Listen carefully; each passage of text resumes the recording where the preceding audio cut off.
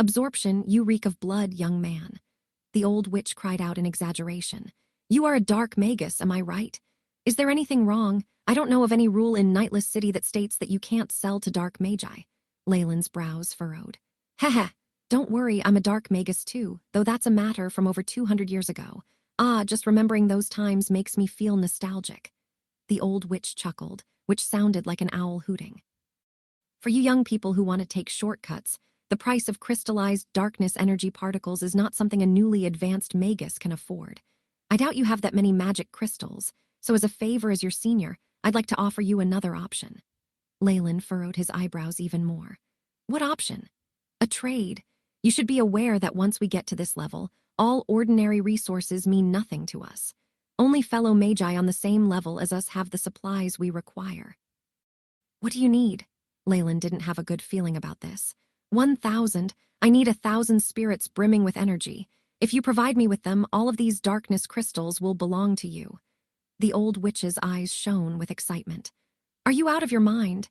If you want me to collect 1,000 spirits within the light magi domain, you might as well be telling me to commit suicide. Leyland replied indignantly. Extracting spirits was a meticulous task, and in order to obtain the amount that the old witch desired, at least 10,000 people's lives would be consumed. If Leyland were to harvest such a gargantuan amount, he would definitely be on the death list of white magi. I'm not asking you to harvest spirits here. You can do it in the dark magi's domain. The old witch's face was nonchalant. That's much too far and will consume too much time. Furthermore, I do not wish to incur the wrath of more dark magi forces. Leyland immediately shook his head and rejected the old witch's request. Since you posted a notice at the trade center, I imagine you still require some magic crystals. It's not as if there aren't any spirits sold in the Nightless City. At most, you'd have to spend more time to amass them.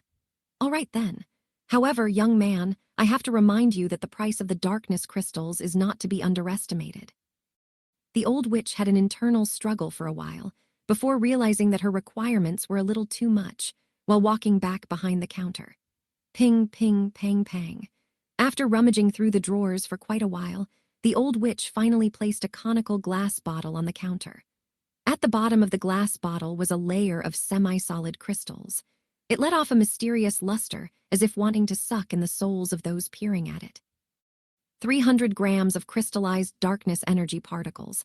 Every gram will cost 100 magic crystals. Kiddo, I'll still reiterate my earlier suggestion. As long as you bring me 1,000 spirits, these will all be yours. The old witch tried her best to tempt Leyland. No need for that. Leyland shook his head. However, the given price did surpass what he could pay. Most of his magic crystals were earned from selling potions that he had brewed. After the bloodbath in the academy, he also managed to earn a huge amount, obtaining many magic crystals and precious ingredients. However, to offset the amount he spent yesterday, those resources were mostly diminished. Leyland did not plan to be so foolhardy as to harvest 1,000 spirits just for the sake of this small amount. Even amongst the dark magi, if one were to massacre large amounts of humans and harvest their spirits, he or she would be seen as the evilest of existences. Leyland did not wish to live the life of a street rat one. TL note, unanimous hostility from everyone in the South Coast, receiving animosity from everyone. Can I use other ingredients to compensate for the remaining amount? Leyland asked. Yes, the old witch nodded. However, I only accept ingredients pertaining to spirits. As for those kinds of items, I will only offer a 90% rate for them. Spirits. Leyland suddenly understood that this old witch was a magus who was most likely specialized in spirits. Right now, her experiments had reached a critical point, and she required large amounts of materials for her conjectures and theories. Leyland did have plenty of precious ingredients on him, but many were still useful to him, and he did not plan on letting go of them anytime soon. Upon the realization that this old witch was also researching spirits, Leyland's eyes flashed as he came up with an idea. How about advanced information regarding spirits? Will you accept that? Leyland asked. Advanced information? Let me have a look first. The old witch's expression brightened. Leyland chuckled, withdrew a pearl the size of a thumb, and handed it over. This pearl was a special tool used to store memories. While conducting his research as an acolyte, Leyland had recorded some information regarding spirits and stored it within the pearl. Although Leyland was only an acolyte at that time, with the help of the AI chip, his research on spirits was extremely profound. It could even surpass the knowledge of his academy's professors. Moreover, Leyland only intended to reveal some of the information that he had discovered in his earlier stages. As for the experiments such as optimizing the blood vengeance potion and the bit of information that he had obtained from the Book of Giant Serpent, he was prepared to keep it for himself. The old witch gave it a once-over. It seems to be research materials at an acolyte level. I won't reject. However, with the passing of time, her expression turned solemn, and she even seemed to be entranced. Such exquisite experimentations. Also, the unique perspective. How about the rest of the information? Hurry up and show them to me. The old witch snarled, looking slightly deranged. However, upon seeing this scene, Leyland smiled confidently. So then, we should be able to discuss and work out the price of this information. A dozen minutes later, Leyland left the old witch's shop smiling. The glass bottle containing the darkness crystals was nested safely within his robes. He had somewhat underestimated the zealotry that the old witch had for spirit research. The information earlier had been sold for a price of 20,000 magic crystals almost immediately. After Leyland withdrew another 100 high-grade magic crystals, the darkness crystals were immediately sold to Leyland. Moreover, after looking through Leyland's experiment research, the old witch seemed to have a complete change in attitude. She became extremely affectionate towards Leyland and even invited him to collaborate in an experiment. This was quite a sensitive matter, and Leyland eventually rejected after giving it some thought. However, he did leave his secret imprint with her. Although her craziness made Leyland rather reluctant to befriend her, it was undeniable that she had quite a few useful items. Moreover, Leyland had a plan that required a partner like her to carry out. Magus, Leyland, it's you again. How was your afternoon? Under the flickering lamps of the street, Leyland returned to his villa. Along the way, he coincidentally met that red-haired geezer, Crew. This old geezer was resting on his couch with a contented look on his face. Beside him were several maids with voluptuous clothing, who fed him delicacies time to time. Does this old geezer have a fetish for being the target of voyeurism? Leyland was somewhat speechless regarding Crew's nonchalance about seeking pleasure out in the open. However, he still smiled on the surface. Resting against the fence, Leyland said, "It went okay. I managed to purchase some of the items that I yearned for. Ha ha! After staying here for a long time, you will realize that Nightless City has everything you need." The old geezer chugged down the grape wine in his glass, before grabbing a maidservant beside him and smooching her out in the open. As for the other maidservants, they chuckled, as if it was a common sight. Although Leyland knew that after advancement, some magi would give up on further improvement and turn lewd, engaging in wanton ways, it was still a first for Leyland to see such a sight. It had somehow widened his perspective. After exchanging several more sentences with Crew, Leyland returned to his villa. Leyland laid on his bed upon returning to his bedroom, recollecting the day's events. After obtaining the old witch's crystallines, Leyland saw that there was still some time to kill. At the same time, he contacted the Magus that wanted to trade the darkness crystals for the egg of the fire-ingesting bird with wishful thoughts, wanting to purchase it off of him through other methods. However, Leyland did not succeed, as the other party only wanted the egg of the fire-ingesting bird. Even though Leyland offered a 50% increase from the market price, it still did not move the seller. Finally, Leyland could only reluctantly spend several hundred more magic crystals and put out a notice at the trade center saying that he wanted to purchase darkness crystals before returning to the villa. "AI chip, show me my stats and simulate the best way to absorb the darkness crystals," Leyland thought inwardly.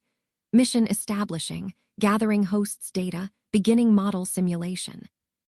After receiving the command of its host, the AI chip began to rapidly calculate, and rows of data began to flash past Leyland's eyes. The next day, Leyland relaxed while strolling throughout the city, finding a restaurant to have a sumptuous feast before returning to his villa. The basement of the villa had been remodeled, and a large spell formation had been carved into the surface of the floor. Leyland placed the darkness crystals that he had recently acquired at the center of the formation. Based on the AI chip's calculations, the crystal's absorption rate will achieve an efficiency of 94.7% when placed within this formation. Leyland murmured to himself as he came to the center of the formation. "Activate," he said the opening command in the ancient Byron language.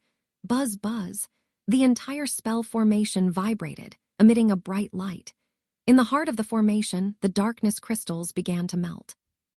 First, they shifted from a half-solid state to a liquid state and filled in a bizarre rune. Immediately after, a bright red light flashed, and the liquid within the rune vaporized into black smoke, which circled within the basement. The black smoke converged, and 7 indistinct snakes with red eyes emerged, twisting around Leyland's body. Ice-cold and slimy, the little snakes formed from the smoke resembled a real snake in every way, giving Leyland a bizarre sensation. Leyland breathed in deeply. SSI. 2 tiny snakes were immediately sucked into his nose. Leyland felt as if his body had expanded, and he felt tipsy as if he was drunk. The bloodlines transition, the 5 remaining tiny snakes issued cries of terror while struggling to escape Leyland's reach.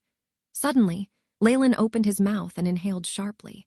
All 5 tiny snakes were all swallowed inside his stomach. Meanwhile, the spell formations on the ground emitted black lights, engulfing the entire basement.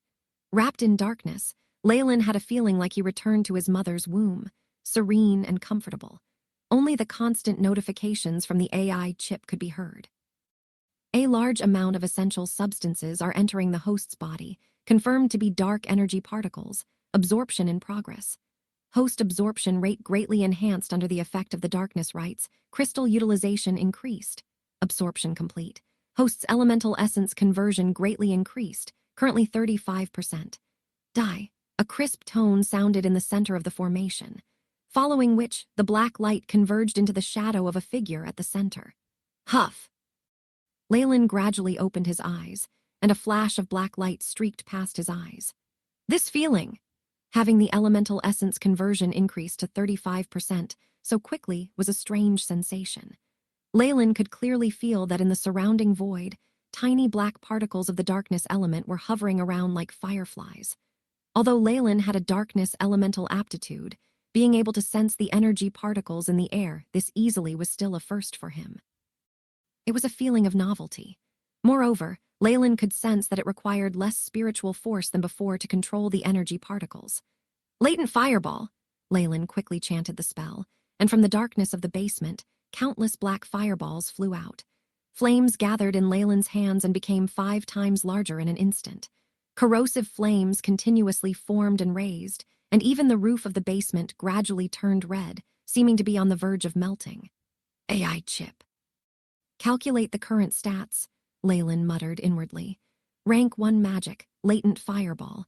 Degree of attack, 40.5. Additional damage from elemental essence conversion, 10. 5. As expected, the might of the latent fireball has risen sharply compared to before, and the amount of spiritual energy and magic power needed has been decreased. Leyland's lips quirked in a slight smile. His elemental essence conversion had already reached 35%, which allowed him to have an increase in prowess when he cast darkness spells. Moreover, as it was energy particles that were from his elemental affinity, the consumption of spiritual force and magic power was lowered too. If my elemental essence conversion reaches 100%, I wonder what kind of extent will it reach. There was an outward expression on Leyland's eyes. Right now, his elemental essence conversion was only at 35%, and it had brought him this many benefits. If he was a fully converted elemental magus, then he could rival the existences of those ancient elemental beasts. Of course, Leyland was clear deep down that humans were, after all, not elemental creatures, so the possibility of 100% elemental essence conversion was minimal at best. To some magi, as long as they reached 80% elemental essence conversion, they could attempt to advance to a rank 2 magus. As for those with 90% elemental essence conversion and above, they were the geniuses that were groomed by powerful guilds. 100% is an unreasonable goal. However, with so many good conditions that I possess, I must have at least a 90% elemental essence conversion before I advance to rank 2. The steadier the foundations were built, the more benefits one could reap after advancement in the future. This logic had been long since comprehended by Leyland back when he was an acolyte. Crystallized energy particles. I need large amounts of crystallized darkness energy particles. His eyes were blazing with a fiery passion. After waiting for a few minutes, Leyland went to the spiral staircase in the basement. AI chip. check my current stats, and see if there are any residual effects or injuries on my body. Calculate the amount of time needed before I can use the energy particles again. A flash of blue light appeared in front of Leyland. Leyland Farlier, rank 1 Warlock. Bloodline, giant Chemian serpent. Strength, 7.1 agility, 6.7 vitality, 8.5 spiritual force, 29.8 magic power. 29 magic power is in synchronization with spiritual force. Status, healthy based on the stats that AI Chip had calculated after using the crystals. Not only had Leyland's elemental essence conversion rapidly increased to 35%, his spiritual force had also risen. Residual substances have appeared in host's body, determined to be elemental impurities, currently in the process of expelling impurities from the body. Estimated time needed, 4 months, 21 days. The results that the AI Chip gave left Leyland somewhat shocked. Magi who used external resources to advance would often cause themselves some problems. He had known this since long ago. However, he didn't think that the damages would have been this much lesser than expected. This can't be correct. According to the meditation technique and the Book of Giant Serpent, after using the crystals, the backlash will only be the invasion of negative energy and a temporary loss in ability to sense the energy particles in the surroundings. Leyland was somewhat puzzled. If using such crystals had such a good outcome, then the price should have been several times higher. The reason for the circumstances that happened to him most likely stemmed from his own body. AI Chip, find out the reason why. Leyland could tell that this probably had to do with his Warlock bloodline. Ever since his body had taken in the ancient blood of the giant Chemian serpent, his body had been continuously merging with the blood, also transforming his physique. The change in his body when he advanced into a rank 1 Warlock had been minimal. There was also still a large amount of blood that was constantly merging with his body, which unknowingly gave him many benefits. Mission establishing, obtaining authorization, beginning microscopic analysis. Scanning in progress. The AI Chip quickly cast a light blue diagram in front of Leyland. It was a diagram of a human's DNA helix structure. The difference between him and regular humans was that on Leyland's diagram, there were many barbs on his helixes. These barbs vaguely formed the shape of a mysterious rune. This rune was somewhat similar to the rune that Leyland saw while transplanting the bloodline. Furthermore, it seemed to expand continuously, as if wanted to cover the entire model of Leyland's DNA. Abnormality in genetic information found in host's body. Endocrine secretion is different from normal humans. Cell activity increased, increasing effect of expelling poison. At the bottom of the diagram, the AI Chip came up with a conclusion. From the AI Chip's conclusion, it could be seen that upon receiving the bloodline, Leyland's body was constantly getting stronger. His body's ability to expel poison had also exceeded most rank 1 Magi, to the point that it was able to dispel the residual impurities caused by the usage of the crystals. Beep. Based on analysis of the host's DNA, the giant Chemian serpent's bloodline is getting stronger and will soon undergo a transition. Estimated time, 1 year, 9 months. The AI Chip prompted Leyland with another frame. Bloodline transition. Leyland suddenly thought back to the records in the Book of Giant Serpent. If a Warlock's bloodline was extremely concentrated, and if the level of the bloodline exceeded that of the Warlock by a large margin, the power of the bloodline would remain stagnant within the Warlock's body and accumulate until it underwent a transition. For every transition in the bloodline, the Warlock's body would undergo a drastic change. What Leyland had transplanted was the purified bloodline of the ancient creature, the giant Chemian serpent.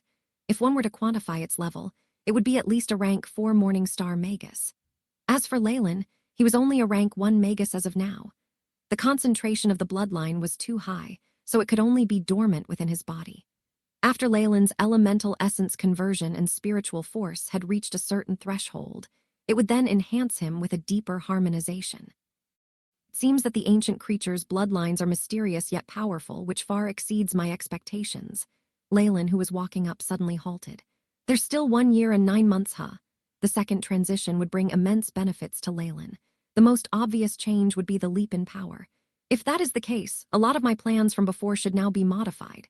Leyland's eyes flashed. AI Chip, are there any methods to hasten the arrival of the second transition? Mission established. Searching within the database. The AI chip quickly began to compute, lacking in data, unable to proceed. Beginning simulation. Possible methods: 1. Using bloodline crystals. 2. Obtaining a spell formation that can strengthen the bloodline. That was also one of the benefits of the AI chip being upgraded. When important data was missing, it could establish conjectures and provide a case scenario with the highest rate of success to the host. Weren't these two items already extinct within the South Coast years ago? Leyland was somewhat speechless. Is my only option to wait this out? After walking to the top of the spiral staircase, Leyland opened a wooden door that had a metal hoop and came to the study room of the villa. It seems that I have to look for some servants and the like. Leyland sized up the empty villa. There were multiple rooms here, as well as a professional kitchen and stable. By the looks of it, these had been prepared for a Magus, servants. After most magi advanced, they would usually find themselves a few servants or followers, and some might even accept apprentices to service them. It was a very rare situation for magi who had advanced to still live alone, as Leyland did. I guess I should make changes to the original plan. Leyland looked around the villa. It's a good opportunity to stay here for a while and take care of matters such as getting servants.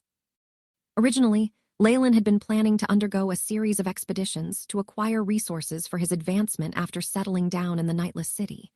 However, from the looks of it, since he already knew that his strength would be greatly boosted in 2 years' time, he could afford to give it some time and wait it out. For magi, 2 years were not a very long period of time. As for Leyland, who had the bloodline of an ancient creature, his lifespan was higher than most magi. Since I have decided to stay in Nightless City for a while, I should not be idling around. I have to create potions for sale and join other guilds to obtain protection and high-grade information. These can all be carried out at the same time. Thoughts ran through Leyland's mind as he suddenly remembered his neighbor, the red-haired geezer. This neighbor of his would definitely be helpful in this area. Seeking entry, come on. I specially got someone to bring this black tea all the way from the Eastern Islands. The simplistically carved wooden teacup was giving off steam, which vaporized into the air, bringing about the fragrance of brewed tea. With a hospitable smile on his face, the red-haired crew brought a cup of black tea to Leyland. Sometime after Leyland finished consuming the crystals and made the decision to be a resident of the Nightless City, he bought a gift and paid the Magus crew a visit. Come, this is a honey cake made from the honey of pomelo bees. The taste is delicious. After seeing Leyland drink the red tea, Old Crew directed one of his maidservants to serve a plate of extremely sweet mini cake.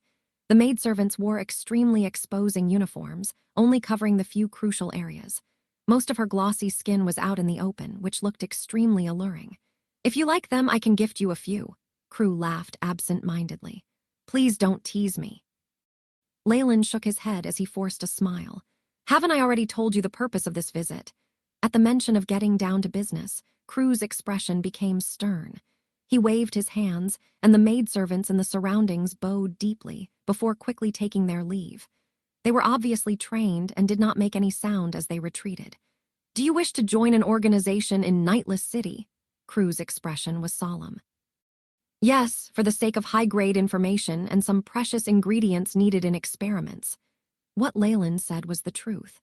Obviously, he could brew his own potions and earn magic crystals, leading a very comfortable life in the Nightless City. However, even if Nightless City was known as a trade center, some precious items were still under strict regulations. For example, only a few official magi were able to access high-grade information, as well as some information that was related to breaking through bottlenecks. These materials were heavily regulated, whether it was by magisteriums and guilds operating behind the scenes of the Nightless City, or through strict control and distribution on a periodical basis. As for wandering magi like Leyland, there were no chances of obtaining them on the streets. Perhaps a couple things could be found in black markets, but the amount would definitely be extremely little and the prices extremely far-fetched. If that was the case, it was better to join a guild, even obtaining privileges at times. Well, the magisteriums in Nightless City are quite regulated, and Crew may have omitted some information, but Leyland was well aware of what he was implying. While magi organizations and families may have had the tradition of recruiting wandering magi or those who were on the run, there was a crucial requirement: said magi must not have created trouble that might bring harm to the organization backing them. For a magus like Leyland, whose history was unknown, Magi organizations would do a complete investigation into his background and then judge whether or not he was permitted to join their group. My full name is Leyland Farlier. I don't have anything to hide, as you'll find if you look into my history. Leyland didn't have any plans on hiding anything about his background. He was from the Chernobyl Islands and was a noble's son. All of his experiences from when he was a child up till now had been recorded, and he was definitely not afraid of being investigated. Furthermore, the only enemy that he had was the powerful Lilithal family. Unfortunately, the Lilithal family was a typical dark Magi family. They were the arch-enemy of the light Magi, who were in control of Nightless City. Countless dark Magi had lost their lives within the light Magi's domain. Leyland had always been sticking to his role as an acolyte. There was no evidence that indicated he was insane or sick in the mind, such as having massacred regular humans at will. As a result, his identity would not affect his entry into an organization in Nightless City. There were some disputes over interests before. Due to some personal conflicts and interests, I killed the heir of a family and am now on their wanted list. Leyland briefly explained his past. After hearing Leyland's recount, Crew's face turned even gentler. Be at ease. I personally do not have any animosity towards dark Magi. Moreover, you have already abandoned their camp, have you not? As if afraid that Leyland was worried, Crew even explained himself.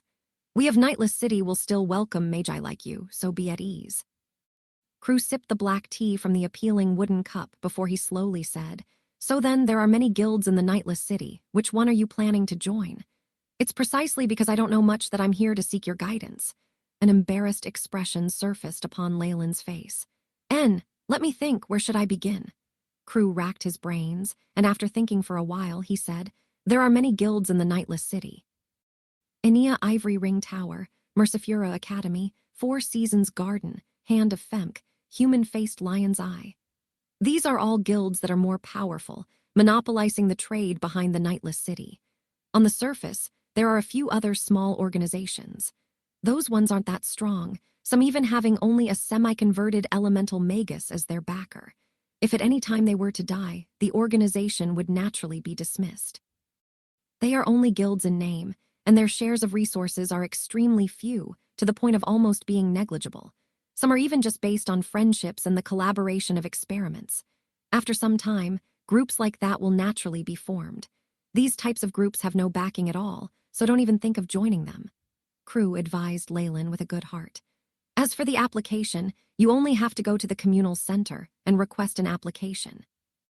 Once you pass the test, you will be granted entry. Of course, the Enea Ivory Ring Tower might have some special welfare and restrictions.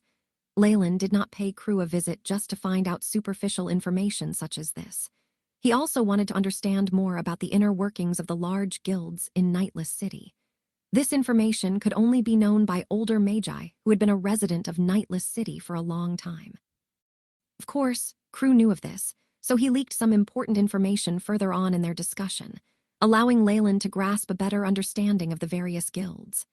Several hours later, Leyland bade Crew farewell with a huge grin on his face, and he returned to the villa. In the study room, a white ball formed from magic was floating in midair, giving off vivid rays of light that were not too harsh on the eyes, and brightening up the entire study as if it were day. Leyland sat on an armchair, holding a stiff goose feather quill pen, and seemingly deep in thought. On the surface of the piece of parchment spread out over the table, there were several handwritten lines written in black ink. At the very top of the list was Enea Ivory Ring Tower and Mercifura Academy, followed by Four Seasons Garden, and the tier below was the Hand of Femk, Human-Faced Lion's Eye, Aid Society, and the like. These were obviously the names of the true powers behind Nightless City. Enea Ivory Ring Tower and Mercifura Academy are both schools and have the harshest requirements for Magi who wish to enter. They even demand that Magi hand over a part of their spirit and make an unbreakable vow. Even though their treatment is the best, I won't go there. From the very start, Leyland crossed off Enea Ivory Ring Tower and Mercifura Academy from the piece of parchment. As for the Hand of Femk and the Human-Faced Lion's Eye, they are both organizations formed by and for half-humans. The ratio of pure humans to half-humans is quite low, and there are rumors that they are discriminated against, so I'm not going there either. Once again, Leyland struck off 2 organizations from the list with a wave off his black goose feather quill pen. As for Aid Society, they are more partial towards using positive energy magic. It's an organization made up of light magi who are known for their healing abilities, which is definitely not my cup of tea. Leyland struck off the characters that represented Aid Society. There was just one lonely option left on the parchment. 4 Seasons Garden. I guess this is my only choice. Leyland had a bitter smile on his face. From the information that he had received from crew, Leyland had a certain level of understanding regarding the organizations backing Nightless City. However, many of them did not meet his requirements. He was thinking of entering an organization as an external lecturer or a visitor, but most organizations required their recruits to pledge their absolute loyalty to them. There were some with more lax prerequisites, but unfortunately, their specialization did not coincide with Leyland's interests, so he could not learn much from them. No matter how he saw it, 4 Seasons Garden was his only option. 4 Seasons Garden was a large-scale magi organization. There were rumors that it was founded by a formidable potioneering organization, and even now, 4 Seasons Garden was still well known for its cultivation of vegetation, as well as potioneering. This coincided with what Leyland was studying. The requirements to enter this organization were also laxer, and those who had talent in potioneering received excellent treatment. Leyland had already achieved a certain level of attainment in potioneering, and with the help of the AI Chip, he was almost as good as his mentor, Croft. If he revealed just a small portion of his talent, it would definitely be enough to gain the respect of the Magi at 4 Seasons Garden. Since 4 Seasons Garden was a Magi organization renowned for potioneering, it was sure to have many formulas, even including those ancient potioneering formulas. In addition, the large quantities of documents and books that they possessed would definitely be extremely helpful for the AI Chip's database. As Leyland pondered, a trace of anticipation flashed within his eyes. The next day, Leyland donned leather armor, with a cross blade in a silver scabbard, and went to the 2nd level of the communal center in the Nightless City. The level of activity in the construction resembling a gargantuan palm was very high. Every now and then, magicians walked in and out like scurrying ants. This time, Leyland entered through the passage that resembled the thumb. Most of the magi here were rank 1, with cold auras that deterred others from getting into close proximity with them.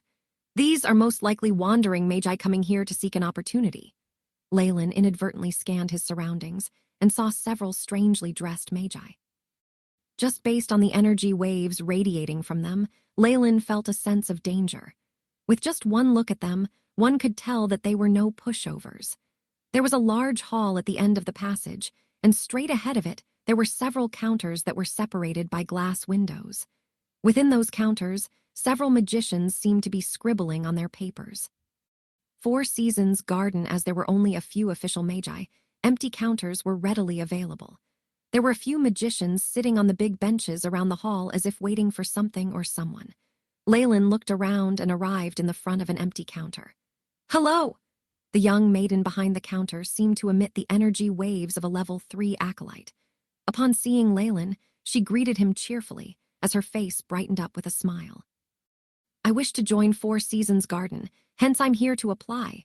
Leyland directly told her his purpose for arriving. "Nightless City welcomes you as our newest member." After listening to Leyland's request, the young maiden's smiling expression was more pronounced. "Please show me your ring." Leyland removed the silver ring from his finger and handed it over to her. The young maiden reached out for the ring, placed it onto an instrument from behind the counter, and then respectfully handed the ring back to Leyland. "Please fill out this form, and we will send a reply to you as soon as possible." Subsequently, the young maiden handed a sheepskin parchment form to Leyland. Leyland glanced at the form. The questions on the form were simple. They asked for a name, aptitude, elemental affinity, address, and so on. On the back of the form was a note, allowing magicians to fill in other information they deemed as important. Leyland quickly filled out the form and handed it back to the maiden. The maiden accepted the form from Leyland and pressed on the crystal ball in front of her as if consulting something. Soon after, her face reflected her joy. "Lord Leyland, a few examiners from 4 Seasons Garden will be here this afternoon to conduct a test. You'll only have to wait for a bit." "Oh. It seems like Lady Luck is shining on me." Leyland smiled as he nodded his head. He had finally found out what those magicians in the hall were waiting for. According to Crew, after wandering magicians handed over their application forms, they would have to wait for the examiners of the various guilds, who would classify their abilities through an assessment. The timing was not fixed. It could be as short as a few days or as long as a few months. This time, however, Leyland had managed to catch the right timing. "Thank you," Leyland thanked the girl behind the glass window and proceeded to a corner of the hall devoid of others and closed his eyes as he waited. "Hello, mister. Would you like some lunch?" A somewhat timid female voice sounded near Leyland. Leyland opened his eyes and realized that a maid pushing a white dining cart had come up to him. On the dining cart, there were a few silver plates on which a temperature-maintaining spell had been cast. Even though they were covered, the food's aroma still drifted over to Leyland's nose. "What kinds of dishes are there? Do they require magic crystals for payment?" Leyland asked with curiosity. It was evident that it was the first time the maid had seen an easygoing magician like Leyland. Her reaction was sluggish. "There is roasted lamb thigh, calf loin. As for dessert, there's an assorted fruit salad. All of these are complimentary." Leyland nodded his head. It seemed that official magi were treated pretty well in the Nightless City. This was common sense. It didn't matter where it was. A person who had mastered a certain degree of power or ability would always be valued. "Give me one portion of the roasted lamb thigh, as well as a portion of the fruit salad." The lobby was very large, and there were even customized compartment rooms that one could choose so stay in. Other than meals, it seemed that there were other special offers.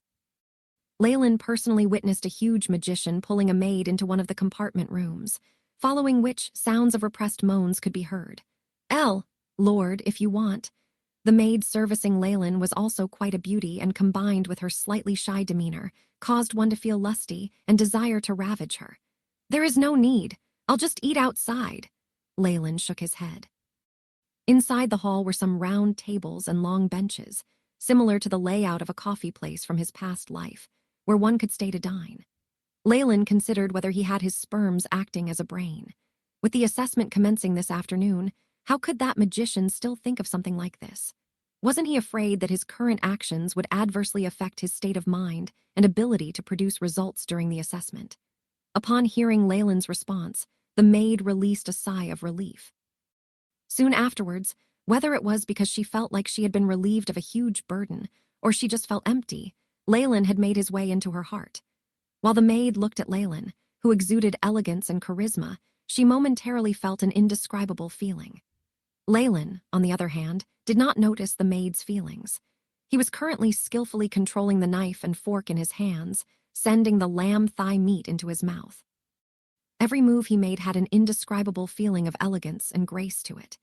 In his previous life, Leyland was someone who paid extra attention to etiquette, and as the heir to an aristocrat, the previous Leyland had also undergone etiquette lessons over a long period of time. As a result, the original Leyland was very noble-like, and when coupled with the charisma he had gained from the Chemian bloodline, plenty of young female magicians favored him.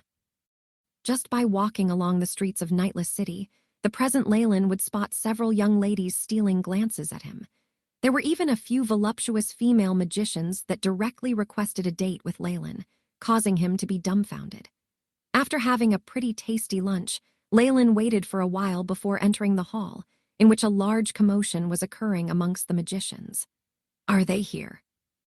Leyland watched attentively as two magi, who wore white robes imprinted with 4 unknown flower designs, walked to the center of the hall. Next to them were 2 other magi wrapped in white cloaks, revealing nothing but 2 pairs of green eyes. "Today is the day of assessment for 4 Seasons Garden and Hand of Femk. Those who have submitted their application form and would like to join Hand of Femk, please come with me." One of the magi with green eyes spoke first in a hoarse voice, as if his vocal cords had been damaged. At the moment that he began to speak, the surrounding air started to faintly vibrate. Circles of aquamarine light started to loom around his body. "This is a semi-converted elemental Magus." Leyland blinked. This type of energy wave was similar to the one that he had seen from the clone of the elder of the Lilital family. After the cloaked figure revealed his strength as a semi-converted elemental Magus, the whole hall turned silent. Magi only respected and answered to power and strength, and this was even truer among wandering magicians and dark magi. Furthermore, under normal circumstances, wandering magicians and wanted magi had no fixed ways of breaking through their bottlenecks due to the lack of means to obtain advanced academic knowledge, potions, and the like. As a result, wandering magicians were generally of lower levels. Even amongst the wandering official magi, it was extremely rare to find a semi-converted elemental magus. While the large magi organizations of Nightless City could easily dispatch 2 semi-converted elemental magi as examiners, this kind of power was something that smaller organizations could only hope to achieve. After the cloaked figure finished his speech, he left without delay and headed to a nearby side tunnel, while his companion followed behind without a word. Upon hearing the words of the green-eyed magician, many magicians in the hall stood up and followed closely behind him. Leyland could sense a mixture of energies emanating from these magicians. Some even had fur on their faces, which was an obvious trait of being half-beast. It's a pity, they're just a tribe of subhuman magi and not warlocks. Leyland now anxiously wished to be able to find another warlock organization. He simply had too many unanswered questions regarding this ancient branch of magi, the warlock. With just the Book of Giant Serpents, he wouldn't be able to go far upon the path of his bloodline. However, unfortunately, warlocks seemed to be extinct within the south coast. Leyland had traveled this far and had only been able to find a little girl in the inland dukedom who had a very slight connection with warlocks. Hello, everyone. I am Wade, a magus from the Four Seasons Garden. This person next to me is Tyne. In comparison to the lack of politeness received from the men from Hand of Femk, the 2 main examiners from Four Seasons Garden were friendlier. Wade, the middle-aged magician with golden hair, had taken the initiative and introduced himself. Tyne, who was next to him, was silent and taciturn, and sometimes even absent-minded. However, from their bodies, one could feel that they possessed the strong energy waves of a semi-converted elemental magus, discouraging wandering magi from causing trouble. Now, those who want to be assessed for Four Seasons Garden, please come with me. The golden-haired Wade turned towards the side road in the opposite direction that the magi from the Hand of Femk had taken. Tide followed closely behind. Leyland and the rest of the 5 or 6 magicians exchanged glances and started taking strides to catch up. The side road was long, and the path was made of an unusual and bizarre material. The floor had no traces of cracks, and it was smooth and glossy. Leyland could even see his own reflection on the ground. After walking for about 10 minutes, Leyland and the rest arrived at a hall that was slightly smaller than the one from before. In the middle of the hall, there were several experiment tables and equipment for potioneering. Upon seeing this, Leyland instantly knew what the Four Seasons Garden was going to evaluate them on. As we all know, our Four Seasons Garden is famous for our specialization in potioneering. Therefore, we have some requirements in the area of potioneering for new members. The test is very simple. Within the established time, successfully brew a bottle of Jeffrey's purifying potion. Wade spoke softly, but it seemed like some sort of magic technique was being used, and his voice was clearly heard by every magician's ears.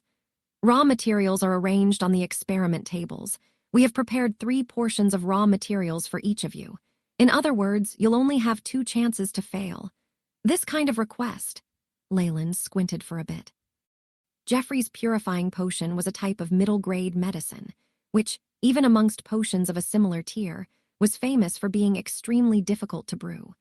Brewing this potion with only 3 portions of ingredients and within a specified time limit was something only those who were at a level comparable to potion masters, such as Croft, would be able to pass. Tusk!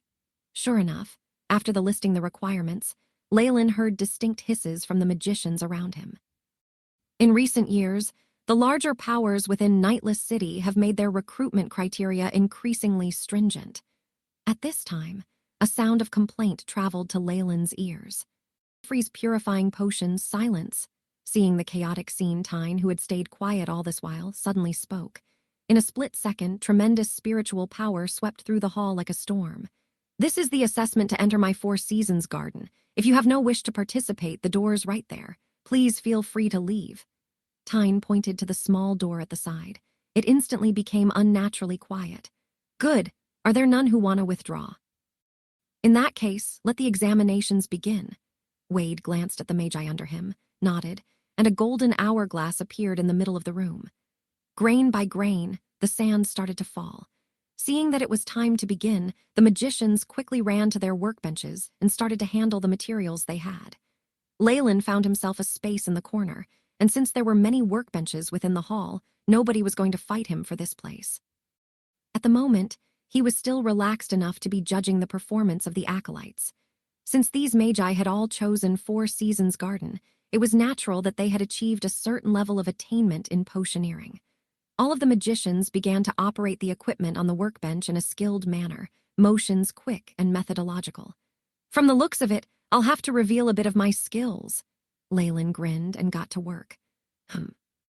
Tyne, who had been sweeping his gaze over the applicants, suddenly made a sound of surprise. What happened? Wade asked his friend in a hushed tone. That Magus, his brewing methods are extremely perfect. Tyne came up with the word after a long pause. Look, even though the other magicians are skilled, they tend to make mistakes. However, there isn't the slightest bit of a lapse in his hands or in his movements. Everything is so stable as if it's a textbook example, but in real life. You're right. If you hadn't brought it up, I would have missed it.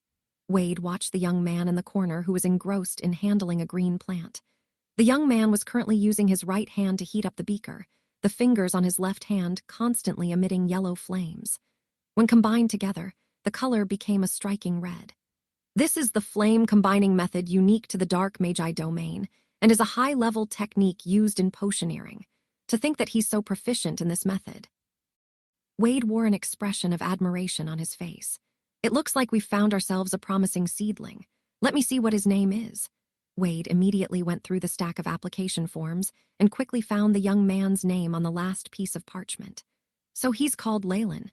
He comes from the Abyssal Bone Forest Academy in the Poolfield Kingdom and has offended the local Lilidal family. If that's all there is, it seems like we're going to be welcoming another comrade soon. Tyne's usually emotionless face twisted in a smile.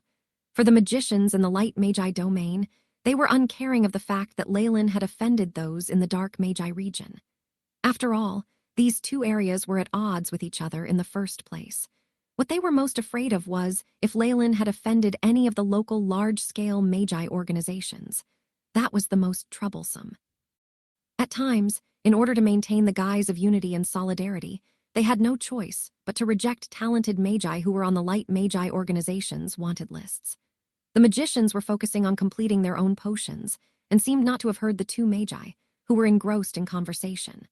All of a sudden, a Magus dressed in a black cloak made a sound. His hand trembled, and the chemical within the test tube that was already transparent instantly became cloudy. Bastard! You're looking to die, the black-cloaked Magus roared, countless black rays gathering in his hands as he dashed towards a blonde female Magus at another side. Stop right there, Wade bellowed, his body shimmering with light. A rune nearby the experiment tables shone, trapping the Magus within the area. My lord, he protested. I didn't see her doing anything, I only saw you trying to attack a fellow Magus participating in the assessment. Wade snorted. If this happens again, you'll lose the right to participate. The black-robed Magus seemed extremely dissatisfied as he clenched his fist. After tarrying for several minutes, he then dispelled the radiation of energy waves in anger. I'm going to kill you, he glared viciously at the blonde Magus. Afterwards, he picked up another set of ingredients and began his brewing again. This is an attack on the sly. Leyland's hands did not stop moving, yet his emotions began to surge. Just then, the AI chip's scan detected a tiny trace of an extremely covert spiritual force from the female blonde Magus that had attacked the black-robed Magus. Potioneering was a highly delicate process, and any tiny slip-up could cause the whole brewing process to fail. The black-robed Magus had been interrupted at a crucial moment, and the potion he was brewing was naturally destroyed in an instant. Although a spiritual attack was slight, a semi-converted elemental Magus would definitely be able to sense it.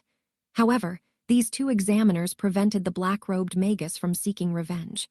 Could it be that the test allows one to strike covertly, but it cannot cross a certain margin nor be too obvious? Leyland surmised. With this said, the difficulty of the test had increased again. Leyland was stunned by the harshness and reality of this test from the Four Seasons Garden. However, on the other hand, the stricter the test is, the greater the benefits obtained later on. Right now, he was fueled by a fervent desire. Bang, bang. The commotion from just now seemed to have caused some sort of chain reaction, and in a short moment another 2 magi slipped up. There was a cold glint in Leyland's eyes. Using the AI chip, he could distinctly feel that there were 2-minute waves of spiritual force aimed towards him. Their target was the potion in his hand that was close to completion. A 2-pronged attack, Leyland laughed. To talk about the minute control of the spiritual force, Leyland, who had the AI chip to help him, would not be afraid of anyone. AI chip, begin secondary task and destroy the spiritual forces together with me, Leyland commanded inwardly. Very soon, a layer of spiritual force that had a trace of darkness aura met the 2 similar spiritual force head-on. Ka-cha, ka-cha. At the point of contact between the spiritual forces, Leyland's spiritual force had rapidly overlapped, turning into the form of a small snake. Its tiny strength continued to stack, and after several rounds, its might momentarily multiplied by several times. Boom! The 2 opposing spiritual forces were destroyed the moment they came in contact with Leyland's spiritual force. Not only that, Leyland's spiritual force still followed the pathway of the 2 spiritual forces and began a fierce counterattack. Erg! Arg! 2 sudden cries were sounded in the hall suddenly. The potions of the black-robed Magus and female blonde Magus immediately turned to ashes. Furthermore, 2 streams of blood flowed down from their noses. Interesting. Earlier, I felt that the acting of the black-robed Magus was somewhat poor, but now have they been colluding? Leyland smirked. His elemental essence conversion had been significantly boosted.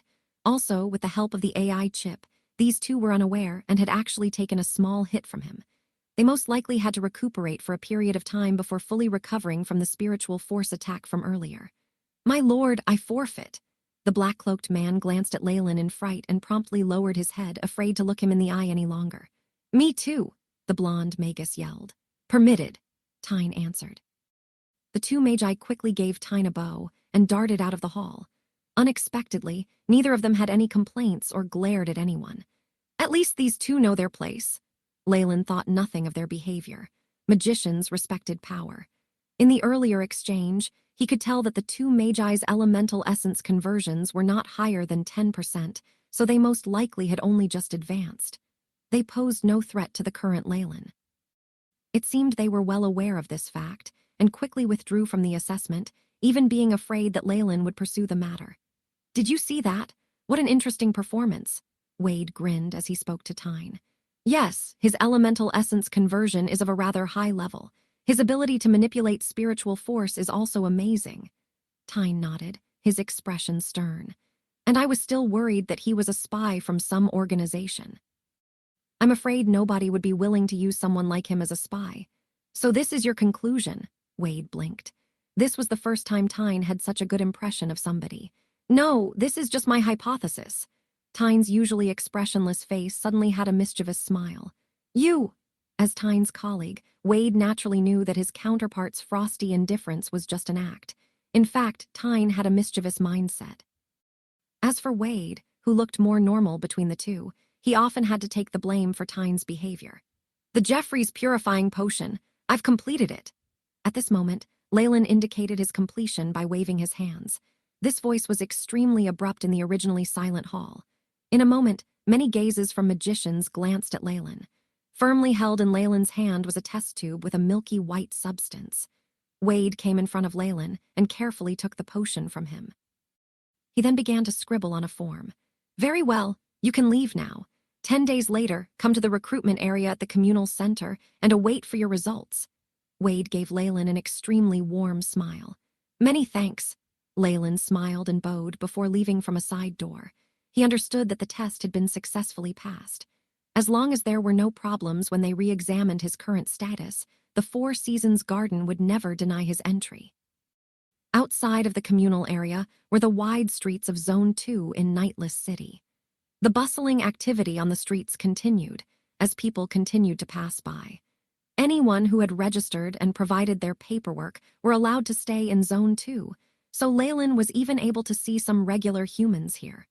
Past regular humans who lived in the domain of light magi had better lives than those in the dark magi domain.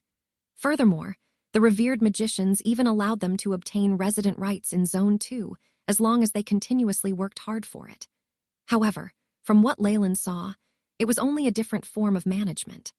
Regular humans were treated at the same level as wild grasses in the Dark Magi domain, and they did not receive management very often.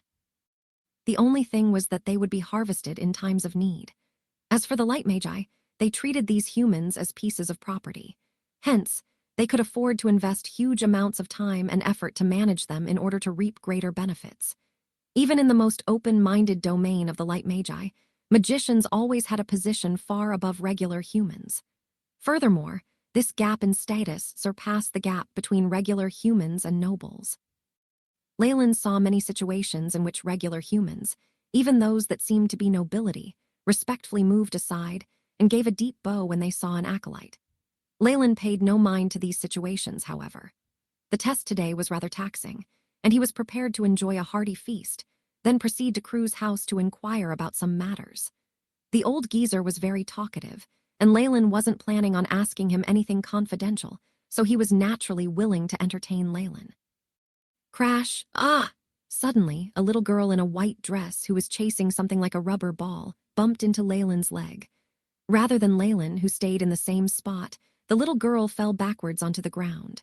She opened her eyes wide, and when she saw Leyland in his leather armor, she promptly began to cry in fear. The congested street instantly became quiet, and regular people quickly backed away. Even a few acolytes yelped, official Magus, and phrases along those lines, and bowed while drawing back. "My lord, please forgive my daughter for unwittingly offending you." At the moment, a slightly plump noble prostrated himself in front of Leyland. He had cold sweat dripping down his quivering body. In the Nightless City, the authority of the official Magi were extremely high. Even if they were to casually kill several humans, they would, at most, only be fined a set amount of magic crystals.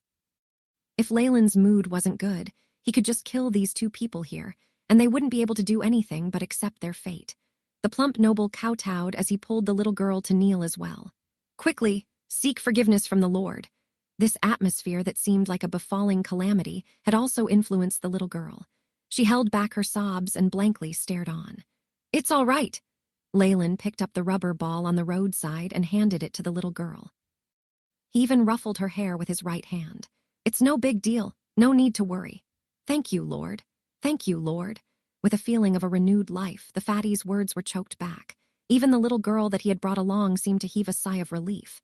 "Do not be this impudent in the future anymore." Leyland nonchalantly lectured the fatty before leaving the scene in large strides as the revered gazes of the passerby stared on. "Do not be this disobedient in future anymore." Fortunately, this time it was a kind magician. If it was, the fatty wiped off the sweat on his forehead as he scolded the girl. As for the white-robed girl, she looked at the direction Leyland headed towards with admiration. 9 days later, in a spacious room, an old Magus with a head of white hair and gilded spectacles was looking at the pieces of information he was holding in his hand. Within a transparent crystal ball, lines of text appeared. "Leyland Farlier, from the Chernobyl Islands. Entered Abyssal Bone Forest Academy in the year 20,987 of the St. Yuan calendar." Next to these words, there was also a picture of a boy who was around 13 or 14 years old, and very similar in appearance to the current Leyland.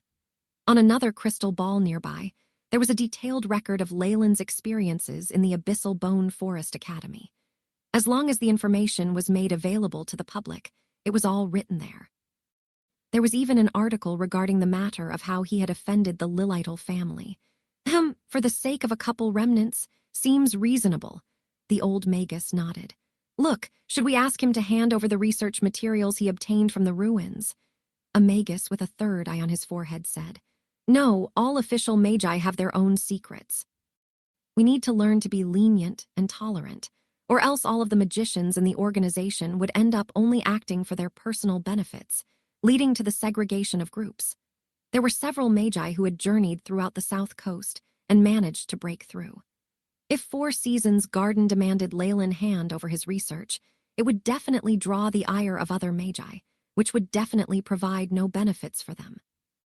However, based on Wade's information, that Magus called Leyland had a slightly different aura than regular Magi. He might have broken through with some ancient methods. The three-eyed Magus was somewhat unresigned. Those alternative paths that a Magus might take may not have the advantages that you think they might. The old Magus looked at Three Eyes beside him and could not help but remind him. Time is the best judge. In the long history of competition, several tens of thousands of years have already passed. Branded swordsmen, elemental bards, and divine warriors have all become extinct with the passage of time. Only we, who are the most traditional of magicians, have been preserved. Does this not explain everything? The old Magus' eyes shone with wisdom. For some subclasses, although they might have favorable conditions when they advance, most of their routes on the path of advancement become blocked. It's not even close to us, who can see continuous progress with constant cultivation in meditation techniques. Moreover, one must believe in time and the power of influencing through goodwill. Learn to embrace them. The old Magus smiled with confidence. We should not treat him as an enemy, but as a friend. After some time, he will naturally sense our goodwill. Moreover, the bountiful reserves of our Four Seasons garden will definitely contain something that he needs. The old Magus merely adopted a soft approach instead of a hard one. Even with such an approach, it did not mean that he had given up on obtaining the information. Other than the Lilidal family, is the Magus called Leyland really not a criminal wanted by anyone else? The old Magus asked again. I've checked multiple times, Mentor. Wade bowed. After Leyland went to the south coast, he usually stayed within the compounds of the Abyssal Bone Forest Academy to study. He had little contact with other powers, and 9 days ago Next, Wade gave a brief summary of how Leyland let go of the father and daughter a few days ago. Look, he's still on the side of the light. The old Magus smiled as he spoke to the three-eyed Magus. HMPH, it's just for show. The three-eyed Magus made a sound of contempt. We always look at their actions and not their heart. The old Magus said a proverb. Even if it's a show, it also shows his willingness to enter a white Magus faction. That's a lot better than those unrepentant dark magi. In that case, do you mean? Three Eyes bowed slightly. Tell the potioneering team that we have found them someone with potential. Naturally, Leyland would not know of such events. However, he more or less grasped the general situation. With the strength of the Four Seasons garden, it was very likely that all of his experiments from a young age until now would be displayed in front of a table that would be vetting him.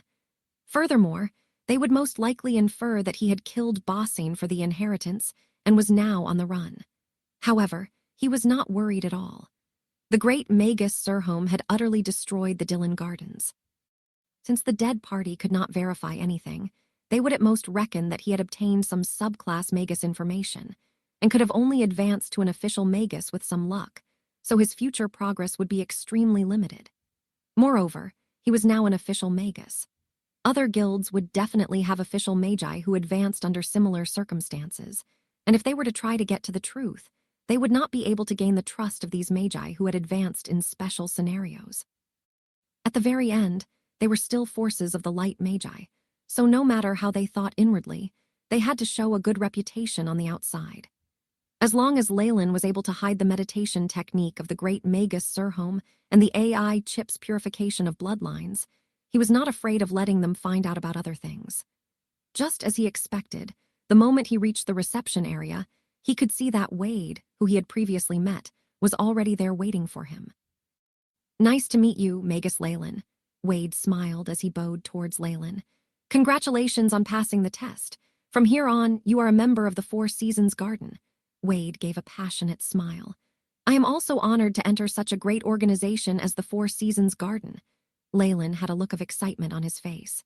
There are still a few contracts and procedures we need to go through regarding your entry. Please follow me. Wade walked in front and led the way, bring Leyland out of Nightless City. Seeing the look of doubt on Leyland's face, Wade explained.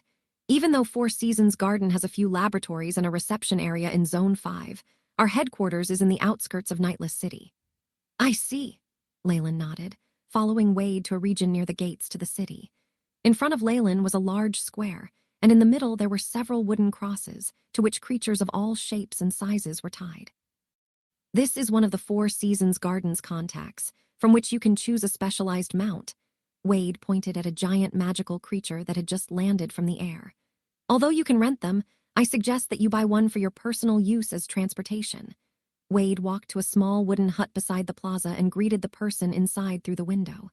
Matter, give me 2 dragon crown nighthawks as I wish to go to the headquarters. I got it. You told me already.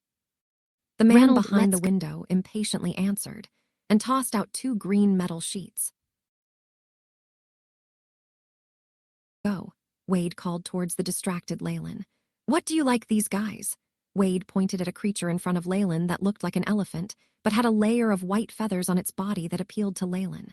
I'm very interested in these kinds of strange creatures. Leyland gave a slight smile while he made a decision. He would come here often and look around, and if he was lucky enough, there might even be a few creatures with ancient bloodlines. Come on. Wade brought Leyland to where 2 gigantic dragon crown nighthawks were. These huge birds that resembled eagles had steely black feathers covering their bodies, and their necks were dyed red. On their head, there was a beautiful protruding bone in the shape of a crown. Wade unlocked the bronze collar on the dragon crown nighthawks' necks and tossed one of the green metal sheets Leyland. This is the key to controlling them. Come, let us leave.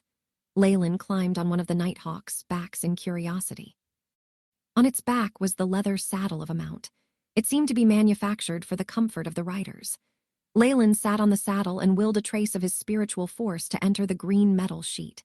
The moment his spiritual energy touched the metal sheet, Leyland could feel his mind instantly connecting with the nighthawk. The nighthawk's mind was very simple, and it was only able to receive commands such as fly, drop, increase speed, turn, and so on. Its intelligence was similar to that of a child of around 7 or 8 years of age. Dragon Crown Nighthawk. Strength, 5.2 agility, 7.6 vitality, 4.9 special abilities, none. The stats given by the AI chip were simple. From the looks of it, this type of Dragon Crown Nighthawk was only suitable as a means of transportation. Let's go!